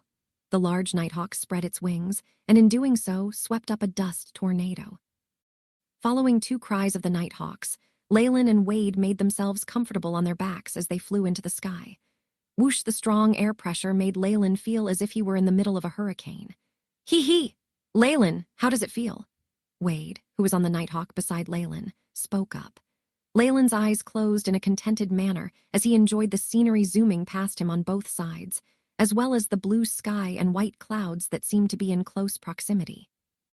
For official magi, whose bodies were much more resilient than the regular human beings, this sort of pressure was akin to a slight breeze. It's not bad. Haha. Back then, I had regretted that I had not memorized a flying type spell. However, ever since I got my precious, I did not have those thoughts anymore. Perhaps one day you can have a look at it. I swear that you will be enchanted by it. Leyland chatted with Wade along the way as he observed the flying path of the Dragon Crown Nighthawk. Ever since he had left the Nightless City, the Dragon Crown Nighthawk had been flying eastward. With the passing of time, the air in the atmosphere turned chillier. Finally, a snow-covered mountain range appeared in front of Leyland. The Dragon Crown Nighthawk let out an excited growl and began to soar upwards. On a patch of ground covered with white snow, the Dragon Crown Nighthawks that carried Wade and Leyland landed. Welcome to the Four Seasons Gardens headquarters. Wade led Leyland into a tall passageway. 2 acolytes that seemed to have been waiting for them began to receive the Dragon Crown Nighthawk and brought them to their stables before beginning to scrub and feed them. The passageway was extremely winding, and the walls were covered with pure white snow. On the inside, however, a warm wind was circulating. From the various forks on the passageway, Leyland could see several magi with acolytes walking past them. They carried notebooks and seemed to be in a hurry. After half an hour and several checkpoints, they finally reached their destination. We're here. This is my mentor's room, Lord Reynolds' office. Wade pushed open a big black metal door while explaining to Leyland. It was extremely spacious behind the door, and there were many green vines creeping in the surroundings. The ancient tree vines were twisted and intertwined, taking the shape of the table and chairs. Also, where some knots were, several beautiful white flowers were blooming, emitting a sweet fragrance. Behind the desk made of black vines, an old, white-haired Magus wearing gilded spectacles smiled at Leyland. Welcome. An honor to meet you, my lord. The energy waves radiating off the old man's body completed surpassed that of a rank 1 Magus. Leyland had only come across this sort of undulation from the chairman and a couple of other magi at the bloodbath in the Abyssal Bone Forest Academy. It was obvious that this old man was at least a rank 2 Magus. Don't hold back. The Four Seasons Garden was created by the great potions master, Aimson Denisa, for the sake of exchanging research and potion formulas. Our objective is to create equality and freedom. The white-haired man laughed with a kind demeanor. Being able to enter the Four Seasons Garden is an honor, my lord. Leyland bowed once more. Now then, are you prepared to sign the contract? Reynold asked. I hope you don't mind, but could I see the contents of the contract? Leyland asked. Right. Don't mind me. I've already gotten so old that I have forgotten these things. The old man chuckled and pointed at a piece of parchment on the table. Leyland picked it up and looked through the conditions. Just as he had expected, the specifications were quite lax. It was stated that Leyland had to swear not to harm the Four Seasons Garden's interests, and that he had to complete a specific number of missions per year. In exchange, the Four Seasons Garden would provide him with information and resources. In all other areas, the conditions were lax and did not restrain him in any way. There wasn't even any mention of what would happen to Magi who left the organization. It is just as Crew mentioned. Due to some history, the Four Seasons Garden's pact is quite loose. Of course, Leyland was aware that this was just for him to gain access to some of the Four Seasons Garden's resources. He was unable to gain further access to the more important items. That was only possible from the start if the contract was much more strict, to the point that he had to leave a part of his spirit here. However, Leyland wanted to enter a large organization by taking on the role of a guest professor or special guest. It was for his convenience to obtain high-grade information and resources in the future. He had planned to travel across the world in the future and search for various Magi remnants, and did not want to just be tied down in one place. Leyland took extra care to examine the margins of the parchment paper, which was extremely clean, with no additional conditions or runes inscribed onto them. Some ancient characters were extremely difficult to notice and even similar to runes. Leyland had heard that many magicians loved to use such devious traps in order to trick others. Although the Four Seasons Garden might not stoop down to such a level, Leyland still felt that he had to be more careful for his own sake. AI chip. Scan. Check if there are any pitfalls or unknown constraints in the contract, Leyland commanded silently. Mission establishing, beginning detailed scan. The AI chip's voice intoned. Currently, after several upgrades, the AI chip was still able to hide all traces of its existence before a rank 2 Magus. Beep. Scan complete. No strange or concealed restraints on the contract. The AI chip's voice intoned. These conditions are very good. I have no reasons to refuse them. The AI chip's indication could only be heard by Leyland. From Wade's point of view, Leyland had only given it a cursory glance before readily agreeing. Very well, Reynold chanted an incantation. Buzz, buzz. There was an undulation in the air, and immediately a mysterious eye appeared in midair. This eye was completely black, save for the scarlet light within the pupil. Trial's eye, Leyland said inwardly. This eye was extremely similar to the clone he had summoned, but it was at least 10 times bigger than what he had seen before. It was obvious that when summoned by a rank 2 Magus, the Trial's eyes would be multiplied. If it was said that the Trial's eye that Leyland had summoned when he was an acolyte had less than a billionth of the strength of its true body, this vertical eye that Reynold had summoned would most likely have the strength of a millionth of the Trial's eye's real body. The Trial's eye floated in midair quietly, and Leyland seemed to even see a trace of intelligence within its pupils. This is different from a phantom that has no consciousness when summoned by an acolyte. The might of the Trial's eye, when summoned by an official Magus, is even stronger.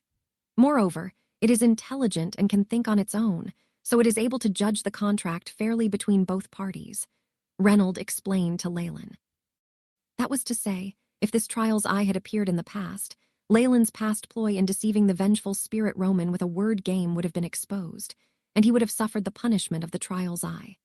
I declare that the ceremony starts now, Reynold announced in a low voice, and the moment he spoke, the Trial's eye trembled. Leyland could tell that the atmosphere in the air had changed and became denser. Witnessed by the mighty and impartial Trial's eye, Leyland, do you agree to sign this agreement? Reynold asked, his voice clear and powerful in the ancient Byron language. I agree, Leyland answered his speech also in the ancient Byron language. The moment the words left his mouth, he could feel his spirit tremble, seeming to repeat the words that he had just said. The phantom of the Trial's eye shook, seeming to be the witness to this contract. So then, I, Reynold, hereby declare the contract is established, Reynold called out. Boom. The contract on the parchment paper in Reynolds' hands suddenly combusted, turning into ashes as they entered the phantom. Zew zew. The trial's eye exploded and turned into two black rays, entering Leyland and Reynolds' bodies at a speed that the naked eye could not follow. Congratulations! From today onwards, you are now an extrinsic Magus. Not only can you obtain a portion of precious resources every month, you are also allowed access to most of our labs and the library, Reynolds said to Leyland. Descartes, good, now let's speak about your allocations, Reynolds told Leyland. According to Wade, you have an amazing talent and ability in potioneering. We cannot allow such a talent to be neglected. After some consideration, we are prepared to arrange you into the potioneering team. Do you have any objections? I couldn't wish for anything better, Leyland smiled. Since there were potioneering teams, there should be other alchemy teams, battle teams, and more. Leyland only wanted to enter the organization to get a salary and gather some resources. He definitely would not be willing to endanger his life fighting battles for them. As for being able to join the potioneering team, the requirements should be related to potioneering, which was something he specialized in. It seemed that intentionally having exposed his innate skill and strength from before had helped him in his promotion. All right. Wade, bring Leyland to the Descartes of the potioneering team and then come back. In regards to the Moonflower Flame incident, I think there are better ways to deal with it. Yes, teacher.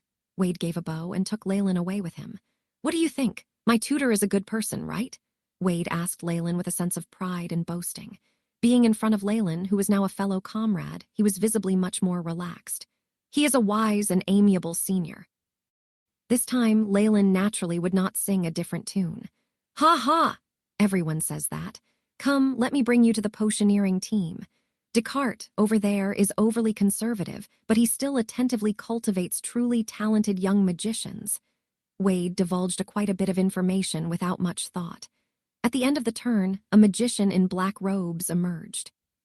This magician exuded a twisted and chilling murderous aura with faint howls from vengeful spirits, causing Leyland to feel sensitive. The most eye-catching thing about this magician was his vertical third eye in the middle of his forehead. The vertical eye was always open, and its pupil was pitch black. It seemed to lack feeling or sensation, causing one to not help but shiver. Wade, this new Magus doesn't seem to be very polite, the three-eyed Magus said coldly. An icy spiritual force immediately pounced onto Leyland. Leyland was caught by surprise and immediately gathered his spiritual force to defend. Pop. Fine bubbles of air in the atmosphere began to pop. The moment their spiritual forces met, Leyland could feel that his opponent's spiritual force contained a strong aura of fresh blood. This kind of odor was so dense that Leyland nearly suffocated as he could not dispel it. And besides, his opponent's level of elemental essence conversion far surpassed that of semi-converted elemental magi. Leyland's spiritual force collapsed under his opponent's attack.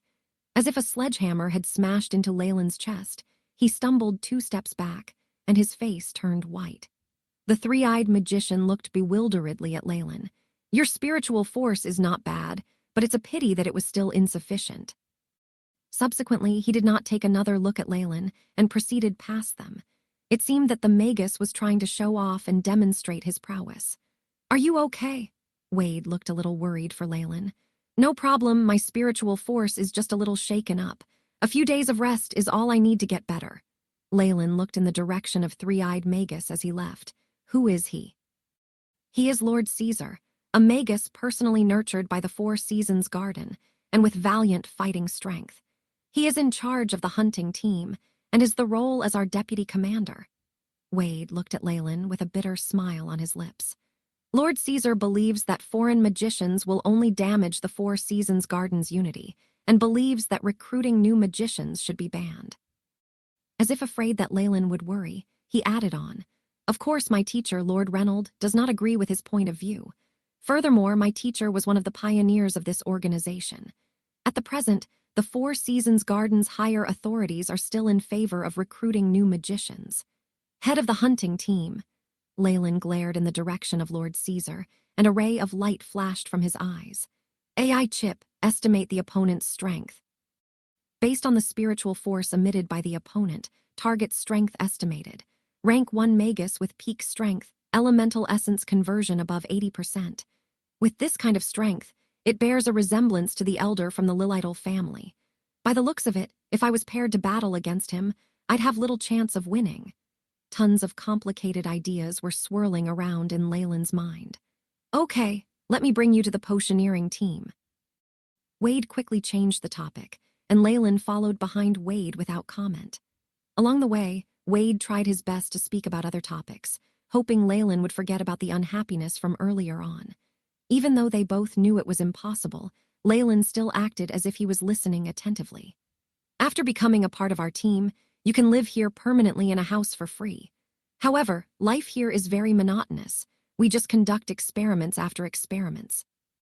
Hence, many magicians like to own housing in the Nightless City, so that they can have a vacation over there from time to time. Wade responsibly told Leyland what to expect. After crossing several forks in the road, they came to a stone bridge that spanned midair across an overhanging cliff, which led to a botanic garden.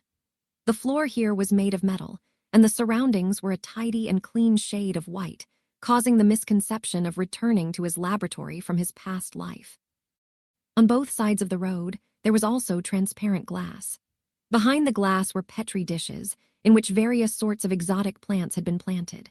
Walking earth grass, giant food flowers, face vines. With just a casual sweep of his eyes, Leyland found countless precious plants. Some were even important ingredients for cultivating spiritual force, but of course, they were only effective for acolytes. Any newly recruited rank 1 Magus would be astonished at all these things, but Leyland had seen the great Magus Sirholm's Dylan gardens that he had personally cultivated, and all these plants were nothing compared to what he had seen before. However, a shocked expression still flashed across his face. "We've arrived! This is the potioneering headquarters." Wade brought Leyland through the garden and arrived in front of 2 huge stone statues that resembled monsters. "Password." The statue started to speak. "Tell Descartes that I've brought someone here for him. And also, don't make jokes to amuse yourself. If it happens again, I'll tell the teachers to change all guarding systems in this facility. You should know that I have that power." Wade bellowed at the statue. As if he knew that Wade wasn't joking, the enormous stone statue monster chuckled before getting out of the way. These 2 statues seemed to have been manufactured defectively.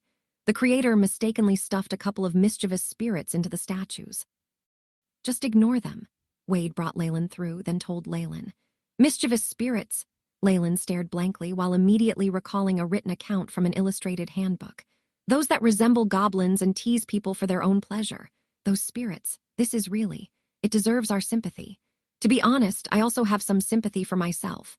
While Leyland was speaking, a tunnel behind the stone statue was opened, revealing what seemed like a structure of a ginormous auditorium.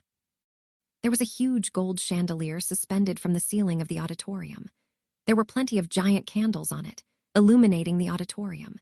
In the auditorium, there were numerous unusually long white birch tables with all sorts of delicacies spread on top. There were only a few magicians, and they were sitting far away from each other. Only a few of them who seemed to have a better relationship huddled together to chat. The voice from earlier on belonged to a middle-aged magician on the platform. "Here, let me introduce to you, this is Lord Descartes, the head of the potioneering team. He is a Magus at the peak of rank 1 and on the verge of breaking through to rank 2. Wade smiled as he saluted Descartes, then said to Leyland, "Lord Descartes." Leyland quickly bowed. "Hee, I know you. I've seen the clip of you brewing the medicine. Your technique was really admirable. From now on, we'll be colleagues. Everyone, please give a toast to our newest comrade." Descartes snapped his fingers, and 2 cups filled with mead flew in front of him and Leyland. "Cheers!" All of the magicians present raised their cups. "Thanks." Leyland took the cup. The mead's alcohol content was not high, and it tasted like sweet liquor. Its taste was pleasant. "Well, since I've sent Leyland here, I will be taking my leave." Wade drank his wine in one shot. "My dear teacher is still waiting. Since you still have something to attend to, I shall not delay you any further. Leyland, come. Sit here." While Descartes was speaking, the acolytes beside him immediately arranged a new long table. Countless kinds of delicacies and fruits were continuously brought to the table, quickly piling up onto the table. Leyland slightly bowed and arrived at his own seat. Only at this time did he have the chance to size up Descartes, the formidable potioneering team leader. Descartes wore white robes, onto which green plant designs had been embroidered. His face's shape was common, and on his forehead was a dark green headband, making him look extremely indolent. Around Leyland, there were also a couple of servants who were dressed glamorously. From the aura they gave off, they were level 3 acolytes from noble families. He took a look around. Solely in this auditorium, there were at least 30 official magi and countless acolytes. This was only a potioneering team. In terms of overall strength, it had already surpassed the Abyssal Bone Forest Academy.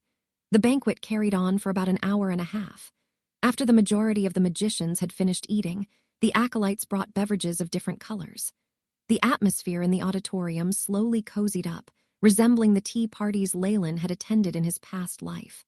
All right, this meal and welcoming ceremony are over. Let us discuss the allocation of work now. Descartes spoke on the platform, his voice resonating to the ears of every magician present. Upon hearing this, the magicians put down their cups. Elmo, how's the progress of the giant dragon strength potion? A voluptuous female magician stood up. I am about 70% done with deducing the formula, and am currently stuck at some crucial points. I am applying for the 3rd centrifuge and supplies from the 5th garden. Good. After the banquet ends, submit an application form. Descartes nodded in agreement. Change, how about you, Martin? How is the brewing of the monthly 300 doses of frost potions? Martin was a short old man, and when his name was called, he seemed uneasy as he stood up. See, sir, you know it, I am having a shortage of manpower. Also, recently the apparatuses have. I don't care what your reasons are, Martin. Isn't this the 3rd time already? Descartes' face darkened. Please forgive me, sir. Martin's face reddened. It's timely that you're lacking in manpower. Leyland will first be assigned to your team, and I will provide you with another 3 synthesizing machines. If you're still unable to complete your task by next month, your allowance for this year will be greatly reduced. Yes, sir. Martin could not help but to wipe the sweat off of his face. Leyland, who heard his name being called, got up. Next, Descartes called on several other magicians, inquired about their progress, and made the necessary arrangements. After the banquet, Leyland took the initiative to slow his footsteps and walk alongside Martin. Having you come to my team. I'm sorry, Martin apologized. It's not a problem. In any team, all newbies had to suffer at the beginning, and Leyland was well aware of this fact. All right, let's move on. I'll bring you to the lab in your room. There's also some stuff that you'll need to know. Even though Martin looked quite inept, he was enthusiastically guiding Leyland through the registration processes. Take it.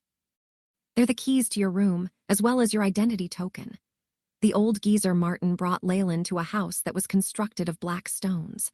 Also, he handed over an old bronze key and an identity token to Leyland. The ancient key was modeled in an old-fashioned way.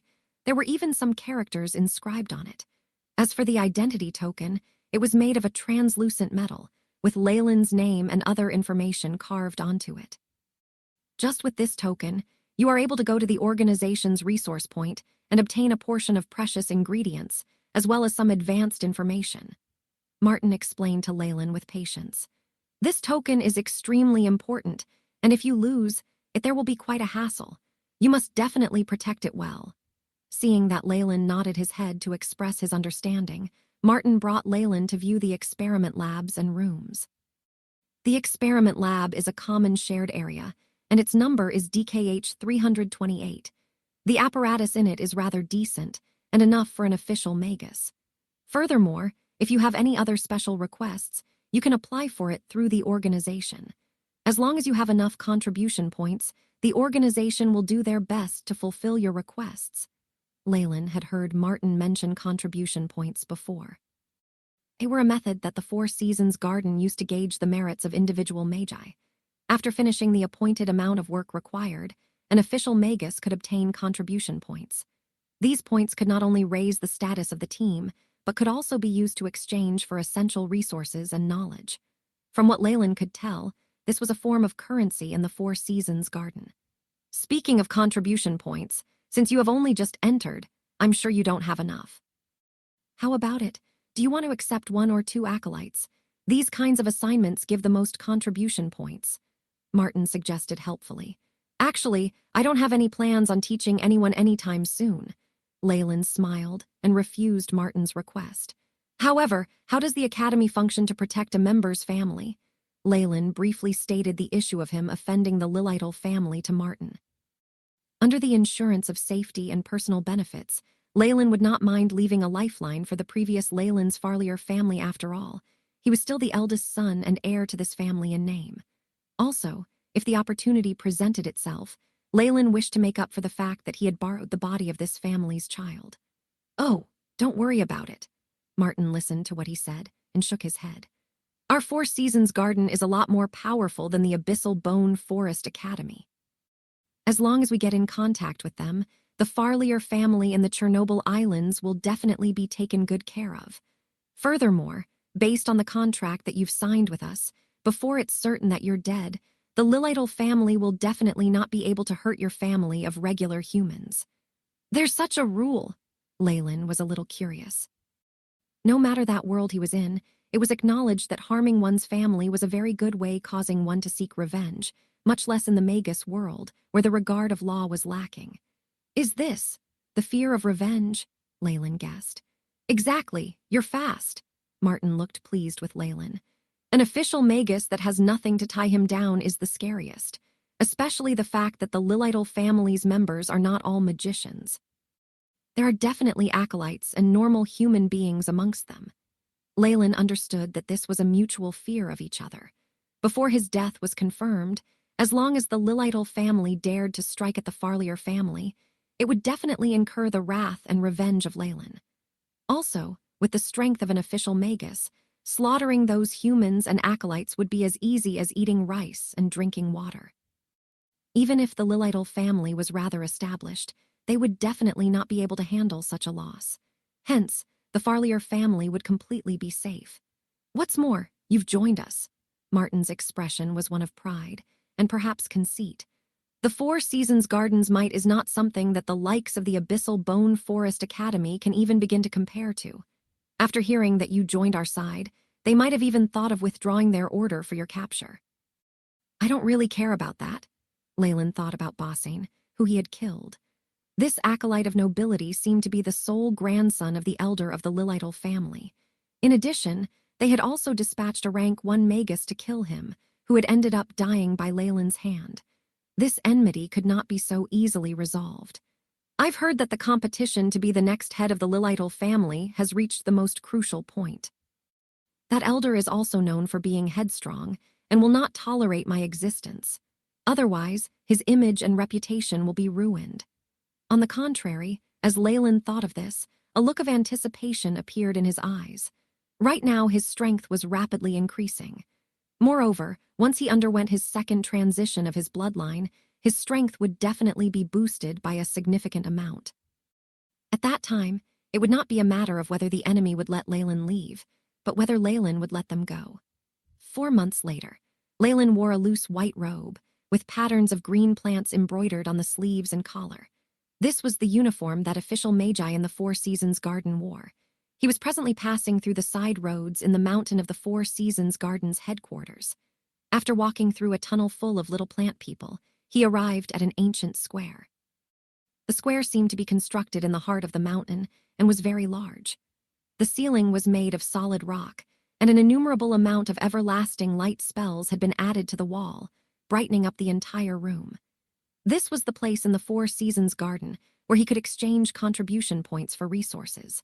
Here, whether it was an acolyte or Magus, one could use contribution points and gain the materials and information that they wanted. In addition, as an official Magi, Leyland was able to gain his monthly allocation for finishing his monthly tasks. Many magicians who wished to join the Four Seasons Garden were attracted by this temptation, which was second only to having a large backer supporting them. Leyland specifically walked towards to counter that handled the redemption of contribution points for official Magi. The staff member in here was actually an official Magus as well. This official Magus was a female, with ocean blue hair that softly rested on her shoulders. On the sides of her lips, there were traces of gills. "Hello, may I ask what you require?" the female Magus asked using the common language of the South Coast, her voice extremely gentle and pleasing to the ears. "This feeling," Leyland was instead alarmed. "It's extremely similar to the time when I was brewing the Azure Potion, where the voices of mermaids singing were heard. It seems that this woman has a trace of the mermaid's bloodline." Leyland's expression on the surface was indifferent as he looked at the woman and handed over his token. I am here to retrieve some ingredients. Is there a catalog for them? This is the catalog of the items that you are currently able to exchange for. The female Magus swept her eyes over Leyland's token and seemed surprised as she looked at Leyland. After that, she pretended that it was not a big deal and handed over a catalog to him. Leyland looked at the list of items on the catalog in detail. This list was extremely long. Not only were there many resources that were precious even in the Nightless City, there were also many pieces high-grade information and the latest results of experiments. Furthermore, Leyland even saw some spiritual force potions that were meant for an official Magus consumption. However, the contribution points required were so high that Leyland could only long for them. Skyflower whelk fruit, dwarf frost runes, elemental crystals. Leyland's fingers stopped when they traced the words of elemental crystals on the catalog. His previous backlash from consuming them had now disappeared, so he could once again obtain more crystallized darkness energy particles to raise his elemental essence conversion. Leyland fervently looked through the entry of the elemental crystals, and finally, at the end of the list of the names of energy particles, he found the name that he was searching for. Crystallized darkness energy particles, able to effectively raise the elemental essence conversion of a Magus. Also has major residual effects. Use at your own risk. Available. 5850G1G equals 1 contribution point. Limit. Regular team members can only buy a maximum of 50G per month. This price, Leyland frowned. Based on this method of calculation, he could purchase 50G of elemental crystals at the most, which would deplete his contribution points by about half. He had used up 300 grams of crystals, which raised his elemental essence conversion to 35%. With another 50G, at the very most, he would be able to raise it to 40%, which just wouldn't be enough. Season's secret plane. Why is the price of these crystals so expensive? Leyland could not help but blurt out. Also, there's a limit to the quantity that I can purchase. From the looks of it, with such a method for calculating the price, elemental crystals were one of the most expensive items in the catalog. Their prices were only second to that of a spiritual force potion. Leyland had stayed in the Four Seasons garden for 4 months and had been allocated 10 contribution points per month. This meant that even if Leyland stayed idle, he would be able to get 10 contribution points per month from the Four Seasons garden. Furthermore, he had joined Martin's squad, and every time he completed a mission, he would receive a fixed amount of contribution points. However, even after adding all of these up, it was actually still not enough to buy many items. Although the backlash of the elemental crystals is great, it is undeniable that it can boost the strength of a Magus. Naturally, it is an item that is highly sought after. The female Magus seemed to have heard these questions countless of times, so she did not hesitate with her reply. Give me 50 grams of elemental crystals, and on top of that, add these 2 pieces of high-grade information. Leyland paused and thought, before pointing to the catalog and saying to the female Magus. He knew that he had made a mistake. The Four Seasons garden's monthly allocation of resources could not be stacked up, but was instead fixed for every month. That was to say, Leyland could obtain up to 50 grams of elemental crystals per month, but he was not able to wait and receive several months' worth of allocations at the same time. Moreover, even if he knew beforehand that the monthly allocations could not be accumulated, he, who had just joined, did not have that many contribution points allocated to him in the first place. A total of 80 contribution points. The female Magus took Leyland's badge and waved it above a black machine. Bright red lights flashed. Following that, she then retrieved the items that Leyland had requested from behind the counter. Thank you. Leyland stuffed the items in his robes and left the plaza with a heavy heart. Leyland! A short Magus, with a height of merely 1 meter and a skull like a gnome, hurriedly ran to Leyland. You're just in time. Follow me, Martin was just looking for you. From what Leyland knew about this short Magus, he had also been temporarily assigned to Martin's group. The two of them had accomplished a significant amount of missions together and had a decent relationship with each other. Is anything wrong? Leyland was a little curious. As the leader, Martin would usually lead and plan the task. In other areas, however, Martin had little presence. It seems like this is related to this month's task, Leyland said. The short Magus revealed a delightful smile. Ever since Leyland joined Team 3, our rate of success has been steadily increasing, allowing Martin to gain favor with Lord Descartes. In addition, since our group has been performing exceedingly well, Descartes has started assigning us other more challenging tasks with higher quality rewards. This time, it probably has to do with this matter. Other tasks? Leyland was a little curious. Ever since he had joined Team 3 under Martin, the tasks that had been assigned to him had always been the brewing of frost potions and the like. In this complicated and taxing task, the presence of the AI chip had begun to show its advantages. Leyland's completion rate was exceptionally stunning. Thus, although Leyland consciously hid some of his progress, deliberately committing mistakes, his contribution to the small team was remarkable, gaining him the respect of many of the members. Leyland followed behind the short Magus, passing through a couple of long and narrow forks, and eventually arriving at Team 3's meeting point. Pong! The iron door opened up at once. Leyland. Martin was slumped over at a long table and using a red pen to write, but after noticing Leyland, he briefly put his existing work on hold, his face revealing a pleasant smile. To him, Leyland was basically his savior. With Leyland's entry into the team, he had been able to complete his own task, assuredly securing his own resources this year, and also helping his team accomplish some marvelous tasks. It was only now that he believed that Leyland was his lucky star. There were other members of Team 3 in the spacious room. Upon seeing Leyland, their faces displayed amicable smiles. Great! Now that everyone is present, I shall talk about this month's task. Martin happily took out a scroll wrapped with a golden ribbon out from his robe, steadily opening it in front of Leyland and the others. Our task this month is to maintain a specific area within the secret plane. Reward, 50 contribution points each. Clamor even though they were aware that the task this time around would be very good, the magi situated below were in chaos. It's actually to enter the secret plane. This is really. The short Magus had a very excited look on his face. At the corner, Leyland revealed his surprise too. Such a huge reward and also a secret plane. A secret plane was a domain that ancient magi had constructed in order to house resources or conduct experiments. It was isolated by spells, and by the looks of it, the Four Seasons Garden possessed such a place as well. I almost forgot, Leyland. You have just joined not long ago and probably are still unaware of the secret plane. Martin closed and rebound the scroll, smiling as he walked towards Leyland. Leyland, from what you know, what is the one thing that a Magus values the most? Talent and resources. Leyland answered without hesitation. This was the common consensus from all magi in the South Coast. Not bad. A Magus's aptitude is set from birth and is impossible to change, and the only way to make up for it thereafter is in the resources aspect. With sufficient resources, even a Magus with an average aptitude can possibly reach the footsteps of a gifted Magus. Martin showed a face of awe. Thus, once ancient magi advanced, they would search for an area that had a high concentration of elemental energy particles and construct a secret plane to nurture and grow resources. For this reason, it is the root of many ancient magi remnants that you see now. As for the current generation of magi, they are far from the overpowering might of ancient magi, who could cast isolation spells on their own and set up spells that could stretch and compress space.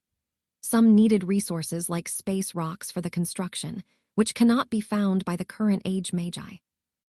Thus, at the current South Coast, the inner circles of magisteriums have joined forces to open up and cultivate a part of a secret plane as a mainstream activity. Perhaps there are a few lucky ones, those who are so lucky that they can cause jealousy, obtaining ancient remnants and inheritances and controlling a secret plane. That is really a story of instant success. Martin's face was tinged with envy. Of course, Leyland knew what a secret plane represented, as the knowledge that he had previously gathered at the Dillon Gardens had been deeply etched into his memory. Simply owning a part of a secret plane would mean the provision of limitless resources. For a magi who especially required resources, this was an irresistible offer. However, the capability of a Magus was limited, and one unable to build a new secret plane on his or her own. Only when working together could magi build a secret plane. Leyland had predicted the existence of similar places in the Abyssal Bone Forest Academy, but because his level had been lower back then, and he had advanced into a Magus after leaving the academy, he was unable to prove this point. Leyland, you have only been here for a few months, and yet You are entering into the secret plane. The upper management seem to have a lot of confidence in you, huh? Martin patted Leyland on his back in a friendly manner. Not at all, not at all. Leyland gave a modest expression, appearing rather shy. Ha ha, let's go. Martin laughed and took the lead, and Leyland himself followed closely behind him. The entrance to the Four Seasons Garden's secret plane was near the headquarters so that it would be easy to deploy forces to guard the entrance. Leyland and the rest followed behind Martin, and after following 5 to 6 roads, they reached the entrance to the secret plane. On the way there, Leyland used the AI chip and felt the 5 or 6 energy waves scanning over his group. Furthermore, the magi guiding the entrance were of semi-converted elemental strength and beyond. These types of stringent and vigilant checks caught Leyland by surprise. Standing in front of them, the stern-looking magi examined the scroll that Martin was holding once more. After which, Martin turned back and shouted to Leyland and the rest, "Get ready, the entrance is about to open." The entrance to the secret plane was a door made out of a big slab of stone, and the borders of the big door were embossed with differing intricate designs. On a platform beside the entrance, there was a Magus sitting cross-legged, whose countenance was concealed. Extremely mysterious and strong energy waves radiated from his body. "This is the guardian of the academy. Hurry up and greet him." Martin led the group of magicians and bowed first. "This is, at least a rank 2 Magus energy waves. It seems like the importance of this secret plane has far surpassed my guesses." Leyland's eyes flashed as he bowed like the others. "Since the inspection is now over, let us enter." The guardian waved his arm and chanted an incantation. Wang wang. The stone door moved, and a white light radiated from behind the door, giving off a feeling of energy waves emanating from the void.